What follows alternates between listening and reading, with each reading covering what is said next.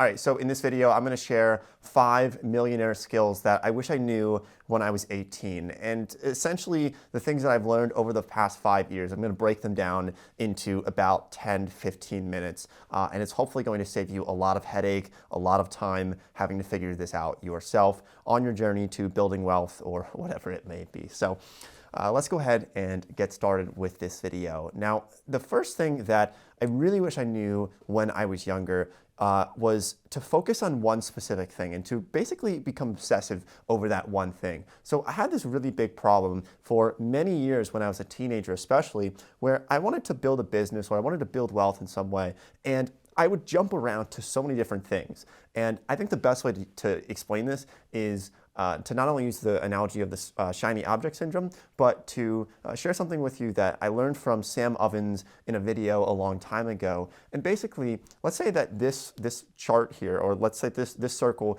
is you, and you have 10 units of energy to give. And so you can give 1 unit of energy to your new Amazon business, and another unit of energy to maybe investing your money in the stock market, and another unit of energy to building your other business that you might be trying to start, or your t-shirt business, or your cookie business that you're trying to start. And you're going in all these different directions, but you don't really get very far in any of them. Now, we could take this and instead say, okay, well, we have 10 units of energy. Instead of giving these units of energy in all these different directions, we just become obsessive on one specific thing.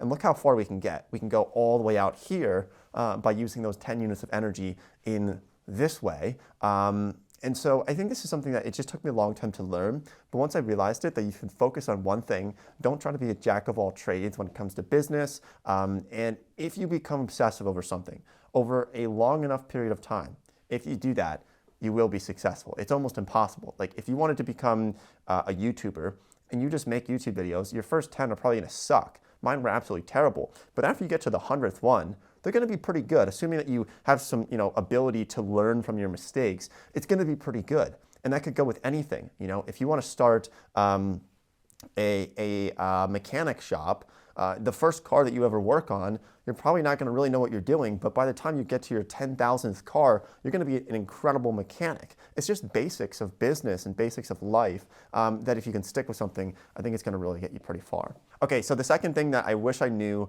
a lot earlier was to embrace your weirdness. Everyone's a little crazy in their own way, and I think if you can really take that and realize, hey, I don't have to fall into line with everyone else. I don't have to fit into this cookie cutter of everyone else. I think this is really what can separate you from the rest and help you to become even more successful. So I'll give you an example here. Like just back exactly 1 year ago, right? I sold all of my crypto when everyone was buying crypto like crazy. Bitcoin was at 65,000. I sold all my crypto and I went all in on energy. And the cool thing is you can go back and you can look at this. I was tweeting this out live, so you should follow me on Twitter, by the way, as well. And this was just one position that I was so confident on it and I sounded so crazy. Nobody in the right mind, now everyone thinks, yeah, I'm going to go invest into lithium and I'm going to go invest into energy and oil, whatever people are investing into. Everyone does that now, right? 12 months ago, nobody was doing that. It sounded absolutely insane to do that. And by the way, I think right now energy's up like 100%. My position's up doubled in the past year, while crypto is down like 90% in the past year. And I'm not saying that to pat myself on the back. I'm saying that because it looked really weird at the time. I looked crazy at the time. And I was calling my friends telling them, hey, look, I think this is what's going to happen. I was explaining inflation. I was explaining things with the Fed. I was trying to explain to people what I thought was going to happen. And it sounded crazy. And so I guess what I'm saying is that if I followed along with the crowd all the time, I would just be buying crypto last year and now I would be down 90% like a lot of other people because they're following the crowd. So I essentially just embrace being a little bit weird, embrace being a little bit contrarian on approaches. So just taking the opposite approach of the crowd. This is especially when it goes to investing or starting businesses. If you follow the crowd, if you follow Jim Cramer's advice, for example, it probably doesn't end too well because everyone's doing it. And by law, not everyone, if most people are doing one thing, most of those people probably aren't going to beat the market because that's what most people are doing, and the market is those people.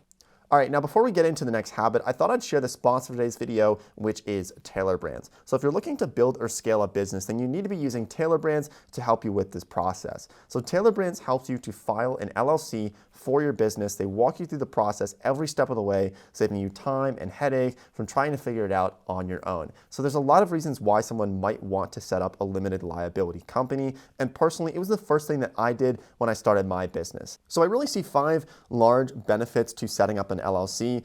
Things like separating yourself from your business that can help with some certain liability. It also makes it easier to raise money. If you're looking to scale your business, you want to bring on investors, having a limited liability company can help with that. Things like tax benefits. You know, with my LLC, I end up saving money on taxes. It also looks way more professional than having your personal name on your business. It really looks great when you can hand out a business card that has a professional business name on it instead of just you and your face.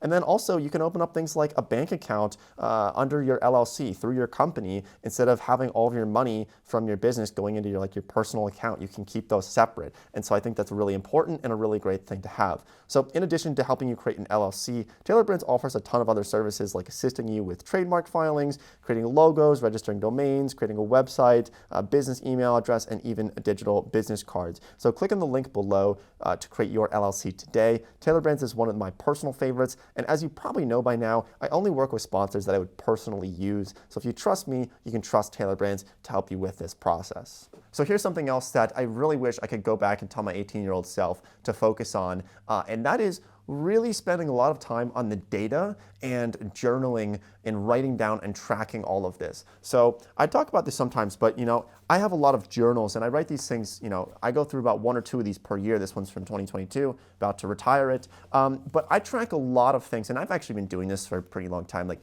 before I was 18. I think for coming up on a decade now, I've been tracking things like my net worth. I've been tracking things like my income, my debt, and other things like health, for example. And so basically, I'm a big data person. I love numbers. And so if you can go back and you can look at any time in your life, you can go back to 2017 and see exactly how you were doing financially, how you were doing with your health. It's so impactful. It's so helpful for growth.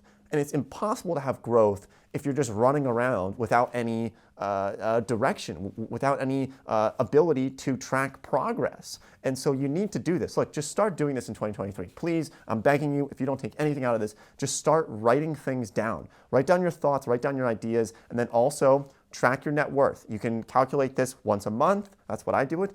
You can calculate it once a quarter or once a year. Doesn't really matter. Just like at the end of every year, just track what's your net worth. You take all your debts, all your assets and your liabilities, and you figure that out, and you see where you are. And so every year then you can say, did I improve or did I lose ground here? Just the other day, I went back and I looked at my journals from 2017, and I was looking at, I had $3,000 to my name, and I was including like my snowplow as an asset on that $3,000. So I really didn't have very much there. And looking back on it, it feels so great to look at that from 2017 to 2018 and see those improvements, and then to 2019, and then to 2020, and then all the way up to 2022, going into 2023, tracking that and seeing how we're doing.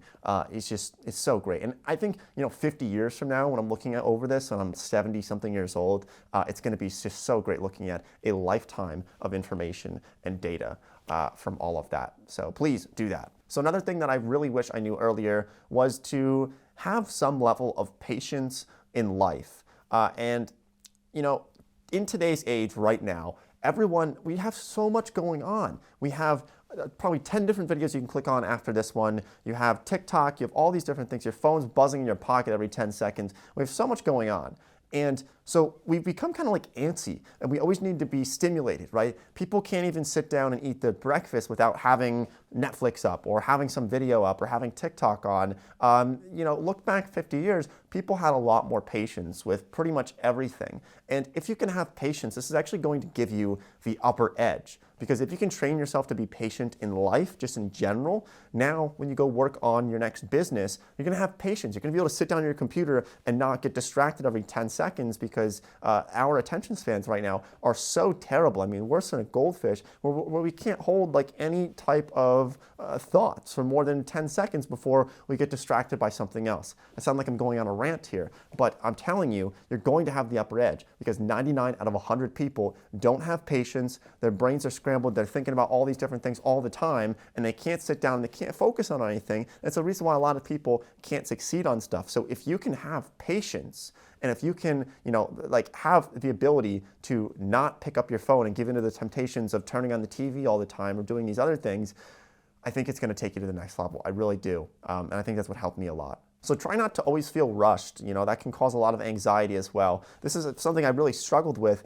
was feeling rushed and impatient all the time. I would be in a conversation with, like my parents, for example, and they're talking slow and they're saying all this stuff. And I'm like, come on, spit it out, say it, just like let's move on. I have to go. I'm in a rush. I got to get back to work or something. And I realized, slow down, have some more patience, and it's really great. All right, and the final one I want to leave you with here is to just focus on producing instead of consuming so much. And so I go back to when I was in high school and I was trying to learn something. I was trying to take AP exams. I wasn't taking the classes. And so instead of like watching a YouTube video about how a cell operates, I just made a YouTube video about how a cell operates. And so I was producing instead of consuming. It helps me learn a lot better, but also I ended up making money off of it, so it was pretty cool. But just in general, look, like instead of sitting down and watching a movie, why not make a movie? Instead of sitting down and watching TikToks, why not make TikToks? So if you can flip that narrative where suddenly you're the producer instead of the consumer on a lot of media especially, I just think it's a really cool thing that I learned, and it was a trick that I learned years ago that helped me a lot. So those are some different millionaire skills that I think were really impactful for my life. If you found this video to be helpful, don't forget to subscribe, drop a like on the video, and go ahead and check out Tailor Brands if you want to get started with setting up your LLC and other business services. I'll leave a link to them down below in the description. So thanks for watching the video, and I'll see everybody in next week's video.